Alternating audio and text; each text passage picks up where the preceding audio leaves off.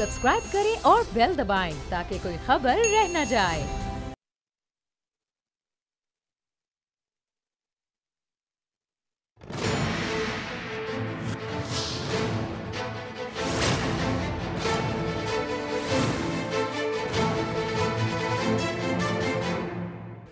अस्सलामुअलैकुम, मैं हूं नूरुल आरफीन सिद्दीकी और आप देख रहे हैं मेरी जंग। तब्दीली सरकार का एक और बयानिया पूरे कद के साथ ज़मीन बोस हो गया। आशियाना स्कैंडल में शहबाज शरीफ साहब की बेगुनाही का इन्वर्टेड कॉमास में सुप्रीम कोर्ट ऑफ पाकिस्तान भी आज मुतरफ दिखाई दी। मोहतरम जनाब चीफ जस्टिस साहब आसिफ सईद खोसा साहब, उनका फरमाना है कि इस मामले में साबिक वज़ीर आला के किरदार अच्छे बच्चे का। नैब का कहना है कि बदउनवानी नहीं हुई, महज एक कोशिश की गई। हैरत अंगेज़ बात है, नैब का किरदार अजीब है। ये अदालती ऑब्जर्वेशन है, मेरे जुमले नहीं हैं। चीफ जस्टिस साहब का कहना था कि जो जुर्म हुआ ही नहीं उस पर केस बना दिया गया। शहबाज शरीफ ने तो खुद इस मामले पर इंक्वायरी कमेटी बनाई। लूटमार के हुकूमती दावे इस एक बयान के बाद किस्से कहानियां साबित हुए और जिसके बाद नैब ने शहबाज शरीफ और फवाद हसन फवाद की जमानत के खिलाफ दरख्वास्तें वापस ले ली गई। 70-30 में कुछ चला दो भाई।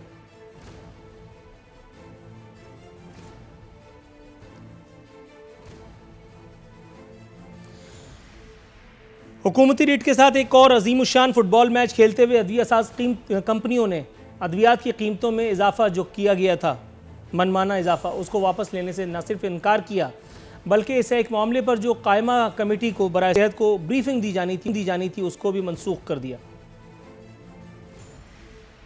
उल्टा चोर कोतवाल को डांटे के मज़दाक इस मामले में हाईकोर्ट जाकर के न सिर्फ स्टे ऑर्डर ले लिया गया बल्कि इसके बाद नाम नेहाद रियासत मदीना के कर्ता धर्ताओं को यह बता दिया गया कि तुम हो और हम हैं, जो कर सकते हो कर लो। बहुत मामूली सी बात है, इसके ऊपर अपना दिल छोटा मत कीजिएगा, घबराना नहीं है। क्या हुआ अगर अद्वियात की कीमतें अर्श मुअल्ला पर हैं? वाली नाम नेहाद रियासत मदीना तो मेरे और आपके दरमियान है। इससे अगर मुझे और आपको फैज़ नहीं पहुंच रहा तो क्या फ़र्क पड़ता है। दूसरी जानिब नवाज शरीफ बदस्तूर हुकूमत के आसाब पर मुसल्लत हैं। हुकूमत बरतानिया को एक नादिरशाही ख़त लिख मारा गया है जिसमें उन्हें ये इन्फॉर्मेशन उनसे शेयर की गई है कि नवाज शरीफ एक सज़ा याफ्ता मुजरिम है। इलाज मुआलजे की फॉर्मेलिटीज़ मुकम्मल होने के बाद नवाज शरीफ को वतन वापस लौटाया जाए। पूछना यह था कि अगर इस दौरान में नवाज शरीफ का गम खाना छोड़ करके, जिन्हें आप ही ने घूम घाम करके बहरहाल खुद दायर गैर भेजा है, क्यों ना गवर्नेंस पे कुछ थोड़ी सी तवज्जो मबजूल करा ली जाए। इमरान खान साहब ने कोई झुटलाए तो झुटलाए, लेकिन इमरान खान साहब ने भरे एक मजमे में नवाज शरीफ साहब के वतन से जाने का इल्ज़ाम सुप्रीम कोर्ट ऑफ पाकिस्तान और मोहतरम जजेस के कंधे पर रख करके और ख़ुद बच निकलने की एक शानदार मगर नाकाम कोशिश फरमाई थी, जो नाकाम हुई दरहकीकत चीफ जस्टिस ऑफ पाकिस्तान के जवाबुल जवाब से, बल्कि मुंह तोड़ जवाबुल जवाब से, जिसमें चीफ जस्टिस ऑफ पाकिस्तान ने यह भांडा फोड़ा कि हुकूमत ने ही बल्कि बाल्फाज दीगर इमरान खान साहब ने ही नवाज शरीफ साहब के वतन से जाने के हुक्मनामे पर दस्तखत किए, उन्हें बाहर भेजा है, उसकी अप्रूवल दी है। इस मामले में हुकूमत जजेस को कोसना बंद करे। एक छोटी सी सजेशन है, गो कि आप पर किसी बात का असर कहाँ होता है। वो जो रूहानी लोग, वो जो नफीस लोग, वो जो दो चार आपने अपनी हुकूमत में लिए रखे हैं, जिनकी वजह से आपकी हुकूमत चल रही है जैसे तैसे, उनके रूहानी आका और मौला के ख़िलाफ़ भी एक ख़त अगर भेज दें बरतानिया को तो मेरा ख्याल है कि ज़रा कुछ अच्छा होगा। हालांकि मुझे पता है कि ये आपके इख्तियार में ही नहीं। सिंध पर आते हैं। सिंध हुकूमत ने एक और नादिरशाही कारनामा असर अंजाम दिया है। आवारा कुत्तों के लिए बाकायदा एक हॉस्टल बनाने की मोहलत तलब कर ली गई है। जी हाँ, दोबारा बताता हूँ, सिंध हाई कोर्ट में सेक्रेटरी बल्दियात ने नया पेंडोरा बॉक्स खोलते हुए ये बताया है कि सिंध में सरगजीदगी के मामलात को दूर करने के लिए कुछ कानूनी या इंतज़ामी पेचीदगियाँ हायल हैं, इसलिए हमें 15 दिन की मोहलत दी जाए। इस दौरान में हम आवारा कुत्तों की देखभाल इन्वर्टेड कॉमास के लिए एक हॉस्टल बनाने जा रहे हैं। सेक्रेटरी बल्दियात ने फरमाया कि आवाम को छोड़िए, हम कुत्तों के लिए हॉस्टल बनाने जा रहे हैं। जिसके बाद भुट्टो वालों को ठीक ठाक आईना दिखाया है सिंध हाई कोर्ट ने जज साहब की ऑब्जर्वेशन है कि गरीब फुटपाथ पर और आप कुत्तों के लिए हॉस्टल बनाने चले, लेकिन ये मजाक यहीं तक महदूद नहीं रहा। सिंध असम्बली ने भी इस मजाक में सरकारी तौर पर अपना हिस्सा डालते हुए बाकायदा ये बता दिया कि आवाम के गम अलग हैं और हमारे मसीहाओं के अलग। मसीहाओं को वो तो गम ही कहाँ होता है। सिंध असम्बली में बाकायदा क्रिकेट टीम की कारकर्दगी में बेहतरी के लिए दुआएं मांगी गई हैं, जिसके बाद अवामुन्नास ने, सूबे सिंध के अवामुन्नास ने अपने अपने घरों में जानमाज बिछा ली है, मुसल्ले बिछा लिए और अल्लाह मियाँ से रुजू का फैसला किया है। सुम्मा अल्हम्दुलिल्लाह, अल्लाह ताला ने हमें किन के हवाले कर दिया। मुराद अली शाह साहब CM सिंध फरमाते हैं, माजूर अफराद को हर शोबे में जायज़ हिस्सा देना चाहता हूँ। वो अफराद जो माजूर किसी तौर भी नहीं है, वो कह रहे हैं हुजूर अगर आप बगैर हिस्सा लिए सिर्फ हमें वो हिस्सा दे दें जो हमारा है, तो भी आपकी बड़ी मेहरबानी होगी। मुराद अली शाह फरमाते हैं, सिंध में माजूरों का अपना अलग महकमा और बाकायदा वजीर। हुजूर सिंध में कुछ लोगों का ख्याल है, मुझे नहीं पता, आप तस्वीर फरमा दिए, सिंध में ज़हनी पसमानदगी भी शायद कुछ ज़्यादा नहीं है, जिसकी वजह से जिए भुट्टो कह करके और आप लोग बच निकलते हैं। इसी तरह के कुछ मौजूआत पर गुफ्तगू के लिए आज मेरे साथ मौजूद हैं सेनेटर करीम ख्वाजा साहब, ताल्लुक़ पाकिस्तान पीपल्स पार्टी से। मोहतरमा सादिया सोहेल राना हमारे साथ मौजूद है, पाकिस्तान तहरीक इंसाफ की तर्जुमानी के फ़राइज़ अंजाम देंगी। और कैसर शेख साहब, पाकिस्तान मुस्लिम लीग नवाज से इनका ताल्लुक़ है, आज हमारे साथ शरीक गुफ्तगू होंगे। हस्ब रिवायत हस्ब दस्तूर सबसे पहले हुकूमती विकेट लेने के लिए मैं जाऊँगा लाहौर, सादिया सोहेल राना साहिबा के पास। मैडम कैसी हैं आप? बिल्कुल ठीक ठाक अल्हम्दुलिल्लाह। मैडम, ये वजारत भंडार चलाने वाले अपने तौर पर मौजूदा वजीर इत्तलात पंजाब, जिन्होंने कल उस्मान दा अपने तौर पर बिला वजह बुजदार, उनको शेर शाह सूरी का हम असर साबित किया है, उनका हम पल्ला साबित करने की कोशिश की है। ये क्या भंड मारा है, ये क्या मामला हुआ है? यहाँ तो कुछ अजीब ही से मामलात हैं। वो 6 फ्रंटमैन पकड़े गए हैं, अरबों की मनी ट्रेल पकड़ी गई है, ये आशियाना केस में भी बरी होकर के निकल गए। उसके बाद फिर उनको चीफ जस्टिस ऑफ पाकिस्तान भी उनकी जो है वो सदाकत के, उनकी ईमानदारी के मोतक़िद नज़र आने लगे, मोतरफ़ नज़र आने लगे। वो तो कह रहे हैं कि यहाँ पे खुद वज़ीर आला ने इंक्वायरी कमेटी बिठाई है, जो जुर्म हुआ ही नहीं उस पर क्यों इतनी प्रोएक्टिवनेस दिखाई गई है। नैब जिसके बाद बैकफुट पर गई है और दरख्वास्त ज़मानत के खिलाफ अपनी दरख्वास्त वापस ले ली गई है, कुछ फरमाना चाहेंगी?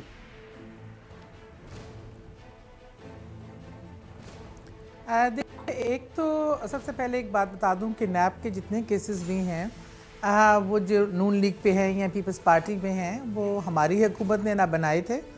और ये इनके पास इन पर नैब के केसेस इन्हीं के बनाए इदारों ने जो केसेस इन पे चल रहे हैं। और अदारों को अगर आप चाहते हैं बेहतरी आए तो उनको इंडिपेंडेंट करना चाहिए और उनमें इन्फ्लुएंस, पॉलिटिकल इन्फ्लुएंस को माइनस करना चाहिए। और जो इदारे फैसले कर रहे हैं वो सही करें या गलत करें, या वो उनको बरी करें, या वो फिर इदारे ज़िम्मेदार होंगे। और जहाँ तक बात है कि करप्शन नहीं हुई, वो शफाफ हैं, ये तो शायद बात हज़म, इसके लिए हाजमूला चाहिए। और वो मैं ज़रूर खाना चाहूँगी इस बात को हज़म करने के लिए। दूसरा बात यह कि जो चीफ जस्टिस के कहने से भी आपकी तशफ़ी नहीं हुई करें, अगर अदालतें इनको बरी करती हैं। देखिए, मैं बिल्कुल तशफ़ी मुझे हुई है, लेकिन हमारा शायद तहकीकात का जो हमें बहुत सारे काम करने की ज़रूरत है, अदारों में बेहतरी की ज़रूरत, क्योंकि जजेस ने, अदालत ने जो आपकी इन्वेस्टिगेशन होती है उस पे फ़ैसले करने होते हैं। इन्वेस्टिगेशन के जो हमारे इंस्टीट्यूट है, मेरे ख़्याल में उसमें बेहतरी की बहुत ज़रूरत है। और जहाँ तक बात है कि इन्होंने कोई करप्शन नहीं की, तो मेरे ख़्याल में एक जो इनकी फैक्ट्री थी वो शायद सोना उगलती थी या सोने देने के अंडे देने वाली मैडम थोड़ा सा तवक्कुफ फरमाइएगा, क्योंकि ये बयान सुनते सुनते कान पक गए। लेकिन अब चीफ जस्टिस साहब ने भी जो कहा है वो आपको मैं बता ही चुका। थोड़ा सा ब्रेक पर पाँव रखिएगा, मैं कैसर शेख साहब के पास जाऊंगा। कैसर शेख साहब, ये 2 दिन में क्या माजरा हो गया कि जंगल का जंगल अजीब सा हो गया। मतलब यहाँ तो चोर, डाकू और पता नहीं क्या क्या कह करके इक़्तिदार में आए थे, ये तो बाकायदा कैरेक्टर पे सर्टिफिकेट दर सर्टिफिकेट मिलता चला जा रहा है। क्या फरमाना चाहेंगे? हालांकि मेरा कोई ज़ाती, रूहानी, सियासी किसी किस्म का कोई लगाव Noon League, PTI, Pakistan Peoples Party, MQM, Jamaat Islami, Tablighi Jamaat किसी से नहीं है, लेकिन ये क्या हो रहा है सर?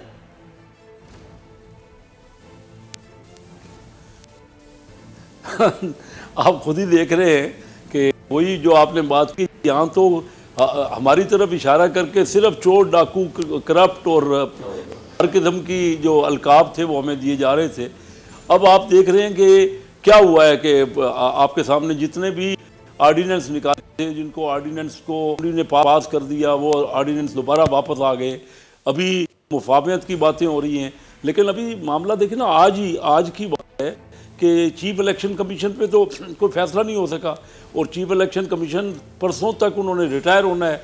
अगर परसों तक फैसला ना हुआ, जो कि नहीं हो रहा, जो क्योंकि पीटीआई ने कहा है कि जो है आप 2 मेंबर उनकी तैनाती कर दें और चीफ इलेक्शन कमीशन का फैसला नहीं होगा, तो वो तो अभी हम सारी अपोजिशन जमातें कोर्ट में चली गई हैं, आपको पता है, और परसों तक की डेट है, नहीं तो चीफ इलेक्शन कमीशन जो है वो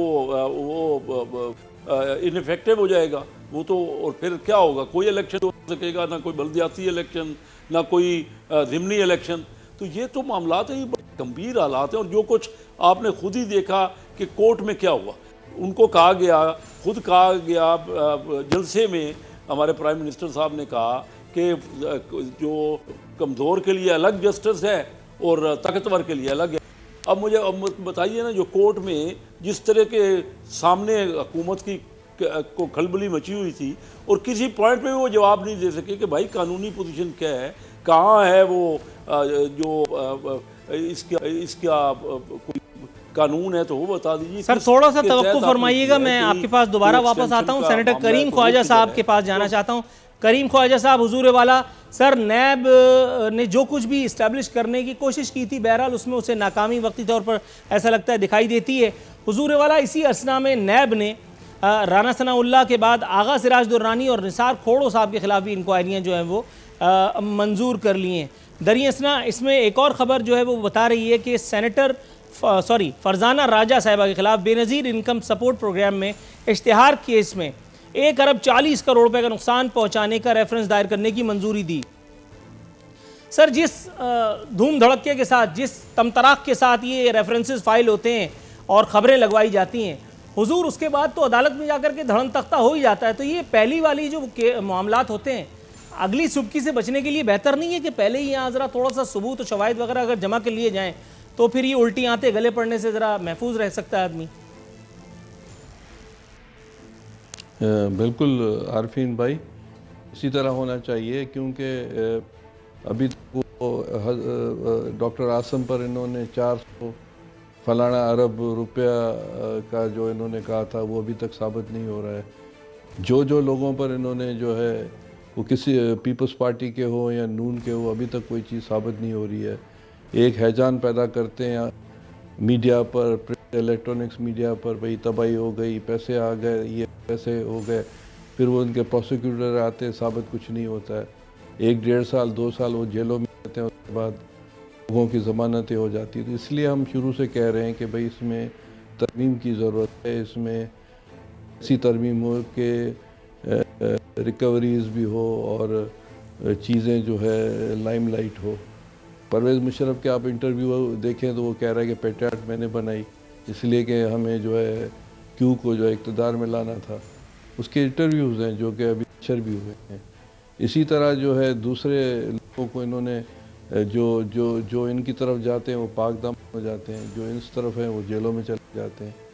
तो ये नैब वैसे टोटल नाकाम गई है, इसमें तरमीम की बहुत ज़्यादा ज़रूरत है। वरना ये जी सर, प्लीज़ गो ऑन। बीबी देखें, ये मैं जनरली बात कर रहा हूँ, और इसमें आप इक़्तिदार में बैठे हैं पीटीआई वाले, आपको चाहिए कि ये तरमीम लेकर आएँ और वो तरमीम पर डिस्कस होना चाहिए दोनों ऐवानों में, और तरमीम होनी चाहिए। वरना ये कि बस यही होगा, कोई गिरफ़्तार होगा।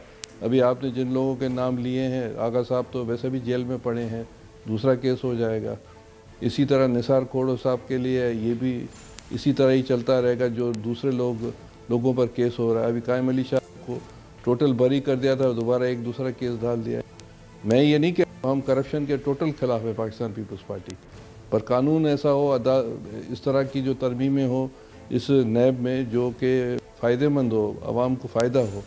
ये तो ऐसे ही चलता रहेगा, जिससे नहीं बनेगी वो नैब में चला जाएगा, अरबों रुपए के चक्कर। दुरुस्त है सर, थोड़ा सा ब्रेक पर पाँव रखिएगा। मैं हुकूमती तर्जुमान के पास जाना चाहूँगा। मैडम, ये मुझे बताइएगा, ये हुकूमती रेट के साथ जो फुटबॉल खेलने का सिलसिला जारी है, अदविया साज कंपनियों ने उल्टा हुकूमत को आंखें दिखाते हुए हुकूमत की मौजूदगी से सरीहन इनकार बल्कि इनहराफ करते हुए दीवार की तरफ अपना रुख कर लिया है।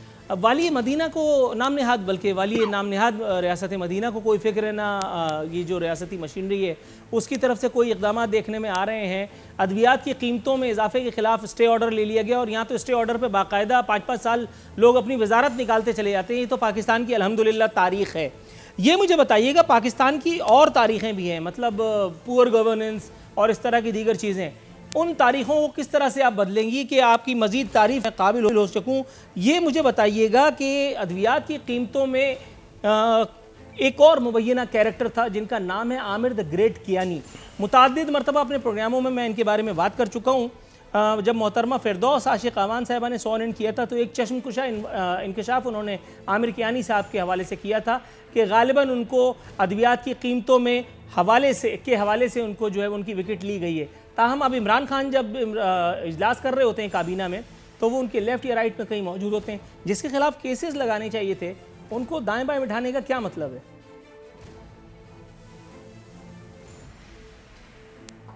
अच्छा, पहले तो मैं आपको थोड़ी सी पिछली बातों का जवाब दे दूं कि आप कह रहे थे कि जो अदालतों में फैसले करप्शन की बात हुई और साबित नहीं हुई, एक तो उनमें से कोई केस भी हमारी गवर्नमेंट ने नहीं किया। मैडम ये बात हो चुकी है, काइंडली आप आगे बढ़ें। और ये मेरा सवाल नहीं था। आपको शायद ये पता होगा, पंजाब की रिवायत है कि रिकॉर्ड जल जाते हैं और फिर उसके बाद जो है मनी ट्रेल, बैगों में मनी चली जाती है, तो उसकी ट्रेल क्या पूछ रहे हैं। जहाँ तक आप अद्वियात की बात कर रहे हैं, जो अद्वियात की कंपनियाँ हमारे यहाँ जो करप्शन की सूरत हाल है, जो लोगों के मुंह को खून लगा हुआ है, उनको अगर आप दायरे में लाने की कोशिश करें तो वो ऐसे ही रिएक्ट करते हैं। उनको गवर्नमेंट से उनकी अद्वियात की जो ये माफिया बना हुआ है, इसको कंट्रोल करने के लिए आपको सख्त इक़दाम उठाने पड़ेंगे। उससे किसी की दिल आज़ारी हो, कोई अदालतों का रुख करे तो हुकूमत में तो आप ही, आप उल्टा मुझे मशवरा दे रही हैं कि इक़दाम उठाने पड़ेंगे। मैं कौन लगामे देने की ज़रूरत है? नहीं, देखिए बात सुने, इक़दाम तो हुकूमत ही करेगी इंशाल्लाह, और कर भी रही है 5 साल बाद। जैसे मेरे पीपल्स पार्टी वाले भाई ने कहा कि इस टाइम अहम ज़रूरत है, सॉरी पीपल्स पार्टी को भूल जाइए एक मिनट के लिए। मैंने सवाल आपसे पूछा था मैडम आमिर कियानी के खिलाफ कोई काम क्यों नहीं हो रहा है, आप मुझे पीपल्स पार्टी और नून लीग में उनकी इस बात को मैं उनके सेकंड करना चाहती हूँ कि वो जो उन्होंने कहा कि हमें कवानीन में बेहतरी के लिए, तरमीम के लिए, देखिए ये बात नहीं है कि नैब में आज जब हम अदारे इस नीयत से बनाएंगे ना कि किसको हमने पॉलिटिकली उसको विक्टिमाइज करना है और किसको उसकी लपेट में लाना है, तो मसाइल मैडम प्रोग्राम की ड्यूरेशन थोड़ी सी कम है तो मैं आपको दोबारा ये बताते हुए खुशी महसूस कर रहा हूँ कि आमिर कियानी साहब का जवाब अभी तक नहीं मिला। क्या अच्छा होता, जी आमिर कियानी साहब को बेशक उनमें उनका कोई लेना देना नहीं था, हाँ, लेकिन वो मिनिस्टर थे और वो जवाबदेह थे। तो किसने जवाब लिया उनसे? एवज उनकी इस नेग्लिजेंस के एवज उनसे मिनिस्ट्री ले ली। मैडम नेग्लिजेंस फी सबिलिल्लाह तो नहीं होती। अब ये लतीफा तो मत सुनाइए, ये नेग्लिजेंस नहीं होती है। नेग्लिजेंस फी सबिलिल्लाह नहीं होती हुकूमत में रहते हुए। क्या मतलब? नेग्लिजेंस फी सबिलिल्लाह नहीं होती है। नहीं है जी, फिर क्या है? अभी आपने नेग्लिजेंस कहा। आपकी अद्वियात की कंपनियों ने जो ब्लैक मेलिंग की उसमें अच्छा, मैं एक हाइपोथेटिकल सवाल पूछता हूं मैडम, एक हाइपोथेटिकल सवाल। वो अद्विया साज कंपनियां जो अपने जरा से इंजेक्शंस की तरसील के लिए डॉक्टरों को खरीद लेती हैं, उनकी शादियां स्पॉन्सर करा देती हैं, उनको बैठे बिठाए दुनिया के इधर उधर के दौरों पे भेजती हैं, वो वजीर को नहीं खरीद सकती? एक हाइपोथेटिकल सवाल, मैं किसी का नाम नहीं ले रहा। वजीर फी सबिलिल्लाह गलती कर रहा है। भाई ये तो वजीर पर डिपेंड करता है कि अगर कोई वजीर फौज बिकाऊ है तो वो तो किसी भी चीज पे, छोटी सी चीज पे भी बिक जाएगा। तो आप ये कन्विंस हैं कि आमिर कियानी साहब से गलती हुई है, वो बिके नहीं थे, ये आप कह रही हैं? किसी पार्टी से हो उसका एहतसाब होना चाहिए, लेकिन आमिर कियानी साहब ना बिके हैं। हाँ, उन्होंने जो भी उनकी मौजूदगी में, उनकी ज़ेरे जो वजारत में जो भी इसके हवाले से मिसमैनेजमेंट हुई उसका उनको खमियाजा भुगतना पड़ा।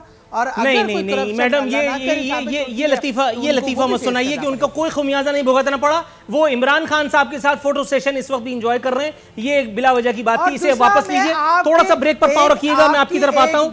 थोड़ा सा आप जरा थोड़ा सा तवक्कुफ, थोड़ा सा सब्र का दामन थामिए मैडम, मैं आपकी तरफ आता हूँ, मैं आपकी तरफ आता हूँ मैडम। ये मुझे बताइएगा कैसर शेख साहब, एक आदमी जो मुल्क में नहीं है, एक आदमी को जिसे आपने चौरंगी घुमा करके मुल्क से बाहर भेज करके जान छुड़ाई, जिसे आपने चीफ जस्टिस के कंधे पे रख करके तोप चलाने की कोशिश की, ये अलग बात की चीफ जस्टिस आपसे ज्यादा समझदार थे। उन्होंने आपकी सियासत का जवाब जो है वो अपनी दानिश से दिया। उन्होंने ये बता दिया कि ये आप ही थे कि जिन्होंने अप्रूवल दी थी नवाज शरीफ को मुल्क से बाहर भेजो, हमारी जान छुड़ाओ। ये मुझे बताइएगा उसके बाद कि जब बाकायदा तौर पर आते गले पड़ गई थी, हुकूमत बरतानिया को खत लिख करके ये बताने की अपना हंसी मजाक उड़वाने की क्या जरूरत थी कि नवाज शरीफ एक सजा याफ्ता है, इसको इलाज के बाद वतन वापस भेजो। नवाज शरीफ और शहबाज शरीफ और नून लीग पहले दिन से कह रही है कि हम इलाज के बाद वापस आएंगे। अगर यकीन नहीं था तो उनको घूम घाम करके चौरंगी काट करके वापस क्यों भेजा, बरतानिया क्यों भेजा? और दूसरी बात, अगर नफी रूहानी नहीं आका और मौला अल्ताफ हुसैन के खिलाफ एक खत लिख दिया जाता तो क्या बुरा था? मैडम आप जरा थोड़ा सा तवक्कुफ कीजिएगा, मुझे पता है आपके साथ क्या हो रहा है इस वक्त। मैडम थोड़ा सा तवक्कुफ कीजिएगा, मुझे पता है आपको नागवार गुजर रहा होगा, ये सवाल आपके लिए नहीं था। कैसर शेख साहब जी, तो देखिए मैं तो आपको बताऊं ना मैं तो आपको बताऊं कि प्राइम मिनिस्टर साहब तो कितने दिनों से हमने असम्बली में तो देखे नहीं है। वो कहते थे कि हर हफ्ते हम जो है क्वेश्चंस का जवाब खुद देंगे, आपने सुना होगा, उनका पता ही नहीं है, आ नहीं रहे। अच्छा ये देखिए, मैं आपको आवाम की तरफ ले जाऊँ ना, SPI आई है अभी, सेंसिटिव प्राइस इंडेक्स, वो 40,000 रुपये तक की इनकम के लिए 22% महंगाई बढ़ गई है एक साल में। ये हुकूमत की अपनी फिगर्स है, ये पाकिस्तान की तारीख में कभी नहीं हुआ कि 22% 40,000 रुपये तक की आमदनी वाले, माना आमदनी वाले लोगों की 20 से 22% महंगाई बढ़ गई है। अभी आप उसके अलावा देख लीजिए, इस साल जो करप्शन है वो पिछले साल से हम पहले 107 नंबर पे थे, वो 111 नंबर पे हो गए करप्शन में। यानी वो हम और करप्शन इन्होंने तो करना था ना। ये तो सारे मामलात को, रेवेन्यू आप देख लीजिए, मुल्क का जो रेवेन्यू इकट्ठा हुआ है वो ये जिस बुरी तरह नाकामी हुई है उसमें ये खुद मान रहे हैं, FBR के चेयरमैन खुद कह रहे हैं। अभी डेवलपमेंट जो होनी थी वो खुद इन्होंने रखी थी कि 225 अरब रुपए की डेवलपमेंट होगी फर्स्ट क्वार्टर में, वो 125 अरब भी नहीं हुई। वो खुद कह रहे हैं अच्छा डेवलपमेंट नहीं होगी, रेवेन्यू हासिल नहीं होगा। अच्छा ये बार बार जो कह रहे हैं ना, जिसका बड़ा फ़ख्र से कह रहे हैं, प्राइम मिनिस्टर साहब ने कई बार की है। मैं क्योंकि कारोबारी बात करना चाह रहा हूँ, कई बार उन्होंने सर कैसर शेख साहब थोड़ा सा तवक्कुफ की इस्तदा है। मैं करीम ख्वाजा साहब के पास जाऊंगा, उसके बाद मुझे ब्रेक की कॉल दे दी गई है। कैसर शेख साहब थोड़ा सा तवक्कुफ की इस्तदा है सर, थोड़ा सा तवक्कुफ की इस्तदा, अगर आप बुरा न माने मैं आपकी तरफ आता हूँ। करीम ख्वाजा साहब हुजूर वाला, ये मुझे बताइएगा, सिंध हुकूमत ने अवाम को जिनसे वोट लेते हैं उनको छोड़ करके कुत्तों की बहबूद के लिए हॉस्टल खोलने का ये जो शोशा छोड़ा है, जिस पर सिंध हाईकोर्ट ने एतराज़ किया है, तो रोशन शेख साहब फरमाते हैं कि सरगजीदगी के केसेस में पेचीदगियाँ दूर करना अभी जो है वो बाकी हैं। हुजूर अदालती ऑब्जर्वेशन है कि गरीब फुटपाथ पर और आप कुत्तों के लिए हॉस्टल बनाने चले। दूसरा, सिंध असम्बली में क्रिकेट टीम की कारकर्दगी में बेहतरी की दुआ। सर हुकूमती कारकर्दगी सत्यानाश हुआ चला जा रहा है और आप क्रिकेट के पीछे पड़े हैं।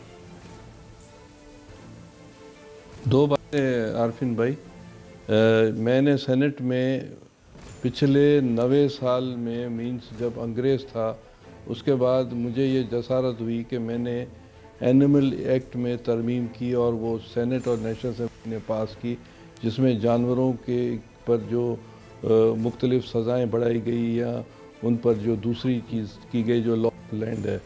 तो ये बिल्कुल हुकूमत का काम है कि इंसानों को जो है फर्स्ट प्रायोरिटी है, और हमारे मज़हब में भी और दुनिया के कवानीन। करीम ख्वाजा साहब, अनफॉर्चुनेटली मुझे आपको इंटरवीन करना होगा सर, यहाँ ब्रेक का टाइम हो गया। ब्रेक से वापस दोबारा आपके पास आऊँगा ताकि आप अपना जवाब कंप्लीट कर सकें। हुजूर मेरे साथ रहिएगा।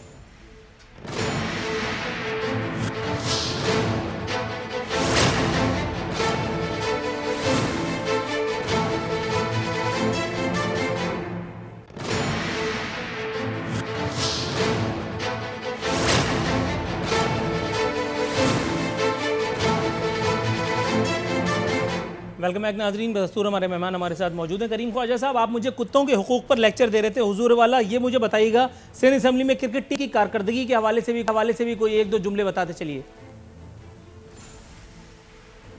जनाब, मसला ये है कि कानून साजी अगर जानवरों के लिए इंसान, पहले तो इंसान सबसे मुकदम है जो सिटीज़न ऑफ पाकिस्तान है, और जानवरों के लिए भी मज़हब भी कहता है और इखलाकियात भी कहती है, सारी दुनिया भी कहती है। और मैंने खुद प्राइवेट मेंबर बिल लाया था और वो जो 2 हैवानों में एक्सेप्ट हुआ और लॉ ऑफ लैंड भी बन गया है, तो इसमें कोई हर्ज नहीं है। पहले बरसगीर में हज़ारों सालों से गौ स्नान हर जगह होता था। जो गायें से हैं जो बूढ़ी हो जाती हैं उसको वो रखते थे, और ये पाकिस्तान जो इंडस सिविलाइजेशन का हिस्सा है, पार्टीशन से आपके शहरों में भी ये था, तो इसमें कोई हर्ज नहीं है अगर कोई इस तरह की चीज़ें बनती हैं जानवरों के लिए।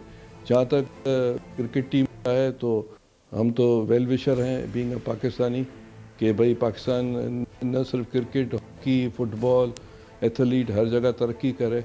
और लेकिन सर, जिन लोगों की कारकर्दगी खुद पैथेटिक है, आपके ख्याल में सिंध असेंबली ने जो इस अरसे में झक मारी है कराची के लिए, सिंध के लिए, जो वो कुछ नहीं कर पाए, उससे आपको यकीनन इख्तिलाफ तो होगा। सर, वो क्रिकेट टीम की कारकर्दगी पर अफसोस का इजहार कर रहे हैं। मतलब अगर अपने दामन में 100 छेद हों, सामने वाले की उरियानियत पर फप्तियां कसते हुए अजीब सा नहीं लगता? देखें, हमें सिंध के लोगों के वोट मिलते तभी हम असेंबली में जीत कर आते हैं। अब ये कि सिर्फ प्रोपेगेंडा का रुख सिर्फ एक पार्टी, एक सूबे की तरफ है, क्या कुत्ते या जो है वैक्सीन या दीगर मसले मसाइल पंजाब या केपी या बलूचिस्तान में नहीं है? क्यों नहीं मीडिया पर आते हैं? वो तो सिर्फ सिंध का ही मसला आता है। राइट सर, थोड़ा सा तवक्कुफ की इस्तदा है। मैं आपकी तरफ दोबारा आता हूँ। मैडम, मैं आपकी तरफ आना चाह रहा हूँ। चंक अभी तक कोई हासिल नहीं कर पाया अनफॉर्चुनेटली। फैसल जावेद साहब ये आ गए। फैसल जावेद साहब फरमाते हैं कि इमरान खान पाकिस्तान क्रिकेट को ठीक करके दिखाएंगे। मैडम, उसी तरह ठीक करके दिखाएंगे जिस तरह उन्होंने मईशत को इन्वर्टेड कॉमास में ठीक किया, जिस तरह उन्होंने अवाम के दुरुस्त दिमाग जो है वो ख़राब जो दिमाग थे उनको ठीक किया। क्या फरमाना चाहेंगी?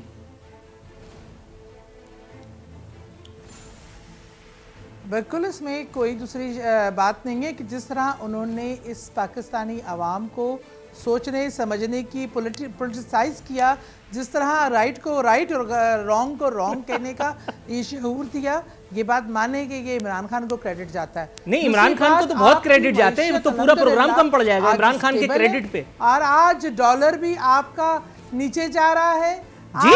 आज एक सेकंड, आप जहां बैठी हैं वहां डॉलर कितने का है मैडम? एतराज करती हूँ, वहां आप जहां बैठी हैं वहां डॉलर कितने का है? बात जनाब, नहीं, आप और मैं एक ही जगह बैठे हैं और डॉलर का एक ही रेट है। आप लेकिन आप आपका रुपया माशाल्लाह स्टेबल नहीं नहीं नहीं, ये तो सुनी सुनाई है, ये तो हवाई फायरिंग है। डॉलर का रेट कितना है? डॉलर का रेट कितना है मैडम? क्यों है मैडम? मैं शौरंगी नहीं घूमने वाला। अप्रिशिएट करना मैडम, डॉलर का रेट बताइए। मैं तो डॉलर खरीदती नहीं ना बेचती हूँ ना। इसका मतलब है आपको पता ही नहीं है बात कहाँ जा रही है। आपने फयाजुल हसन साहब की, आपने फयाजुल हसन की या कोई हुकूमती तर्जुमान की प्रेस कॉन्फ्रेंस सुन ली और आप सुनी सुनाई मुझ पर जो है वो आजमा रही हैं। मैडम, ये ऐसा ना करें। ये 11 बजे की टाइम स्लॉट है, बोल न्यूज है, मेरी जंग है, आरफीन सिद्दीकी है, बड़े मामलात हैं। थोड़ा सा तवक्कुफ कीजिएगा मैडम। मैं आपकी तरफ आता हूँ, कुछ और सवाल भी जिनका अहाता करना है। मैडम, मैं आपकी तरफ आता हूँ, बहुत सारी चीजें अभी अप्रिशिएट करने के लिए, थोड़ा सा तवक्कुफ फरमाइएगा। कैसर शेख साहब, हुजूर वाला, ये मुझे बताइएगा, पाकिस्तान क्रिकेट टीम के मामलात भी ठीक करने के लिए जो है वो कमर बस्ता है। खान साहब, मईशत भी जो है वो कल मूडीज नामी कोई बला है, उसने भी कहा है कि मईशत सब ठीक है, अवाम जो रो रहे हैं उनको रोने दो, उनको कमर पे। मैडम, थोड़ा सा मैडम अपनी बारी पे अगर आप बोलें तो बड़ा अच्छा होगा। नहीं, अवाम का एन में आपको नहीं पता मैडम, छोड़ दीजिए। आखिरी मर्तबा अपने घर से कब बाहर निकली थी आप?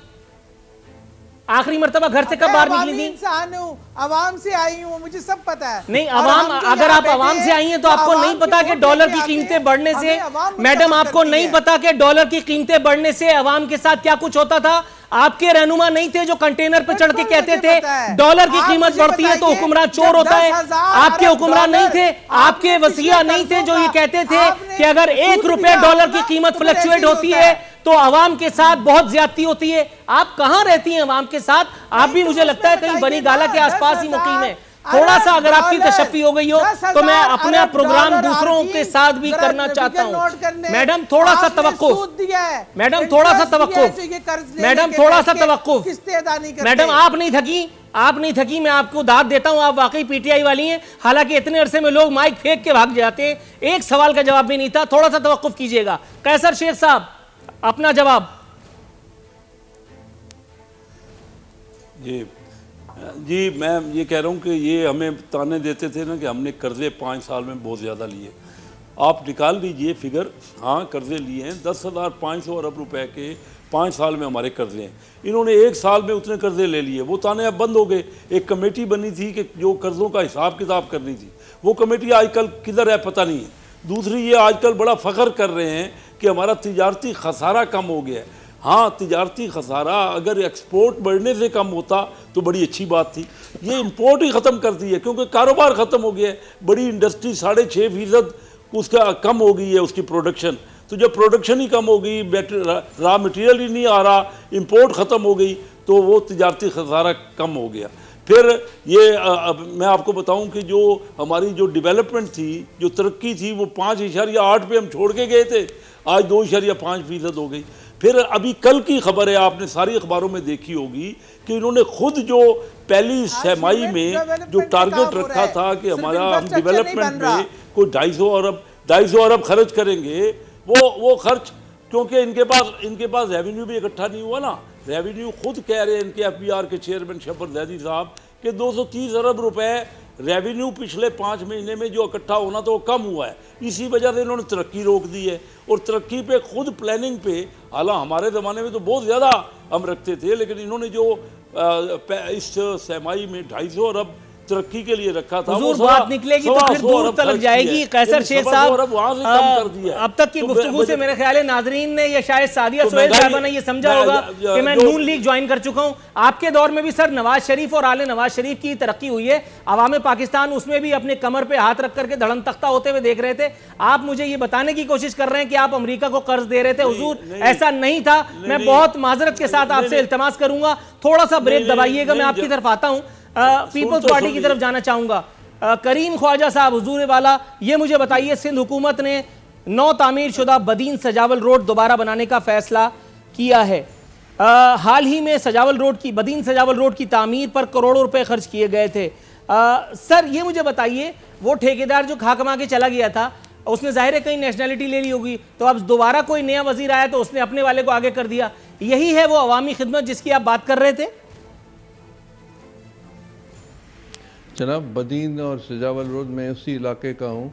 ये 93-94 में बीबी शहीद ने बना, FC वालों, ये जो है फ्रंटियर कांस्टेबली वालों को दिया था, उन्होंने ये सारा रोड बनाया था। और वो रोड इतना अरसा चला, 19 तक चला। अगर वो अभी ख़राब हो गया है तो अगर दोबारा बन जाए, क्योंकि ये रास्ता आगे चलकर आप थर तक जाता है, जहाँ से कोयला आता है और इंपोर्ट के एक्सपोर्ट जो भी है, यहाँ से चीज़ें जो भी जा रही है थर। तो मेरे ख्याल से ये हमने तो नहीं बनाया था, बीबी ने FC वालों को दिया था। और वो मेरे ख्याल से मोर देन 22-24 साल चला। और उसकी जो अभी बीच में सैलाब भी आए 10, 11, 12 में, उसमें भी उसने सही मतलब इतना नुकसान नहीं हुआ। तो अगर वो दोबारा रिपेयर हो रही है तो अच्छी बात है। Right sir, got your point, got your point. Sadia Sohail साहिबा, ये बातें जो मैं आर्टिकल की सूरत में आपकी खिदमत में पेश कर रहा हूँ, मुतादिद प्रोग्राम्स खुद इन्हीं पर मैं ठोक चुका हूँ, लेकिन एक मरतबा फिर आपकी खिदमत में ज़रा नए कफन में लपेट करके मलफूफ करके पेश कर रहा हूँ। सलीम साफ़ी साहब को पकड़िएगा अगर आपको पकड़ना हो। रियासत मदीना नामी आर्टिकल में लिखते हैं, रावनवार एंड कंपनी के हाथों नकीबुल्लाह महसूद के साथ इस जुल्म के खिलाफ कुछ लोगों ने सोशल मीडिया पर आवाज़ उठाई तो ये सियासत का इशू बन गया। कराची और लाहौर में, कराची इस्लामाबाद में धरने दिए गए। PTI के सरबराह इमरान खान उन दिनों शहरों में किए गए, PTI के सरबराह इमरान खान दोनों शहरों में गए और वादे किए कि रावनवार को सज़ा दिलाकर नकीबुल्लाह जैसे लोगों को इंसाफ दिलाएंगे।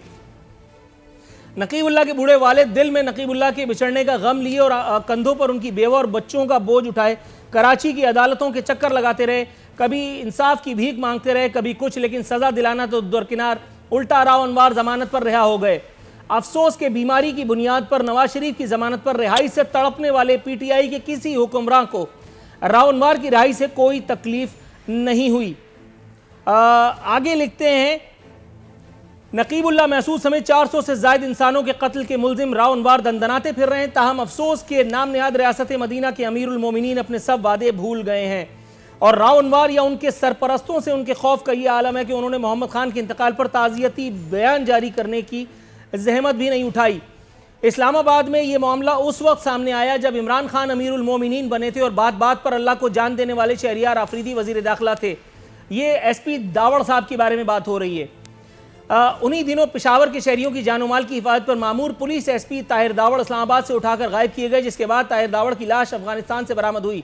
शहरियार आफरीदी ने असम्बली के फ्लोर पर गला फाड़ फाड़ कर कस्में उठाकर ताहिर दावड़ के मामले को मंतकी अंजाम तक पहुंचाने के दावे किए। वजीर आजम हाउस बुलाकर मकतूल के भाई और बच्चों को इंसाफ दिलाने के वादे किए गए, लेकिन आज तक कोई बराए नाम इंक्वायरी रिपोर्ट भी सामने नहीं आई। साने साहिवाल को ही देख लीजिए कि जिसका जख्म अभी ताज़ा है, जिसमें सब बड़े मुल्जिमान आराम से बरी हो गए, जबकि मकतूलीन के अहले खाना को इतना दबा दिया गया कि अब वो पैरवी के लायक ही नहीं रहे। मौलाना तारिक जमील साहब का फतवा दरकार है कि क्या ऐसी हुकूमत के लिए रियासत मदीना का पाक नाम इस्तेमाल करना मुनासिब है। शहरियार आफरीदी और अली मोहम्मद खान बताएं कि क्या नकीबुल्लाह महसूद, ताहिर दावड़ और साने साहिवाल के मकतूलीन की विरसा की आहों से अब भी अर्श हिलता है या नहीं। मैडम, अगर आप जवाब देना चाहें, हालांकि जवाब कोई है नहीं, लेकिन फिर भी आप कोशिश कीजिए। देखिए, जहाँ तक बात है कि इंसाफ का delay, justice delayed justice denied, इसमें कोई दूसरी राय नहीं। नकीब के साथ जुल्म हुआ और ये वाक़या साहिवाल एक बहुत बड़ा सानिया है और अगर इसमें इंसाफ में डिले है तो हम इसके जवाब देंगे। देखिए वो चीज़ें, लेकिन इसमें एक बहुत बड़ा क्वेश्चन मार्क हमारे सिस्टम को भी जाता है, हमारे अदारों को जाता है। जो देखिए, अगर ये इमरान खान साहब ने अपनी ज़ाती अदालत में कोई इंसाफ करना होता तो वो शायद बहुत पहले कर चुके होते, लेकिन हमने चलना तो इन अदारों और सिस्टम पे ही है। नहीं तो मैडम, फिर आपको पिछले हुक्मरानों को कोसने का कोई हक नहीं था। मैडम, बहुत माजरत के साथ मैं आपकी ये बात बाय करने के लिए इसलिए तैयार नहीं हूँ क्योंकि आपने कंटेनर पर खड़े होकर के कौम को ये नादिर और नायाब नुस्खा बेचा था, फरोख्त किया था ठेले पर कि अगर एक हुक्मरान नेक हो, लायक हो तो सब कुछ हो सकता है। अब बताइए, अब आप दोबारा सिस्टम को कोसने लगी।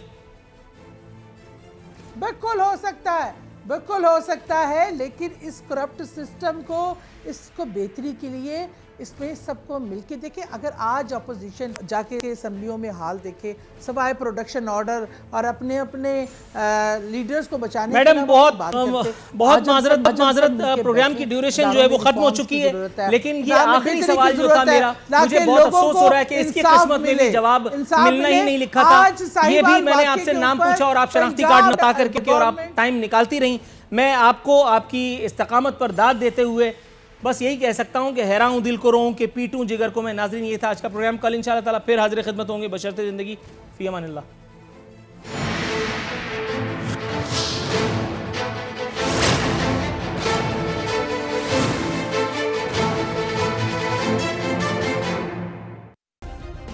सब्सक्राइब करें और बेल दबाएं ताकि कोई खबर रह न जाए।